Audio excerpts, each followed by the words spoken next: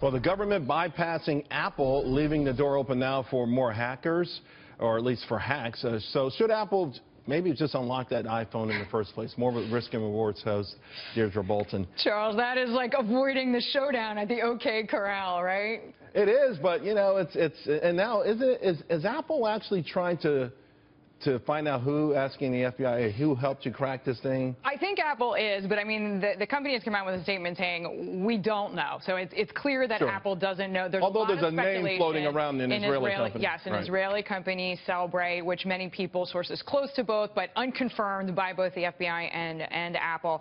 But I mean, listen, this fight is going to come again, whether it's Apple, whether it's another tech company. You cover investing as much, if not more, than I do. I just want to look right now, 52-week chart. I mean, Apple has taken a hit. Now, maybe it's because of this, maybe it's not, but down around 15% past 52 weeks.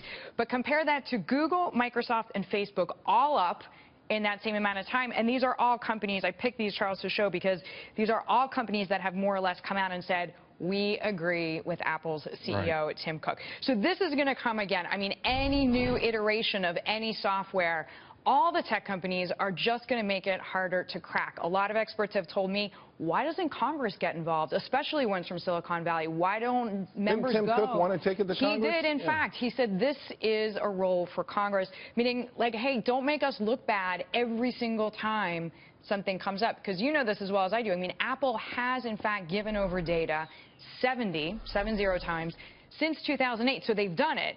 You could ask, why did Tim Cook decide to lay down on the railroad tracks for this one? But I think, obviously, there were murders, there were terrorists involved, so it's becoming a higher stakes game. In the meantime, Apple now apparently working on something so significant that it will never be cracked. Might be a selling point for the new iPhone 7 if that, in case, is ready by that time. But that makes this high stakes game even more of an intense battle down the road. And that's a great point to bring up, because a lot of cynics say, oh, this is great. Apple is basically just doing this for PR, essentially saying our systems are the hardest ones to crack. We don't want to lose customers. But Tim Cook, as you know, has said it's not just about the business. It's a larger issue of privacy and security. You remember that TV? I actually wrote this down because I didn't want to misquote him. Essentially, he called the FBI's request the equivalent of cancer. Just saying that it makes everybody weaker. This goes back, though, to sort of the ethos or the origins of Apple. I don't think a lot of people remember that Super Bowl ad where they announced themselves to the world.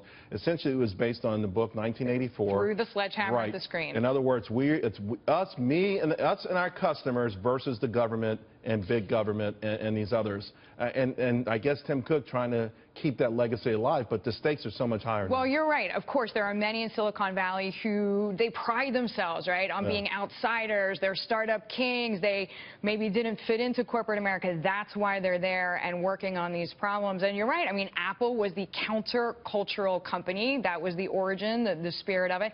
And as you know, I mean, tons of libertarians out in Silicon Valley don't want anything to do with government and think that the FBI was just way out of line even, rightly or wrongly, for asking for this. Well, Apple stock is up today. That's because of reports of more demand in China.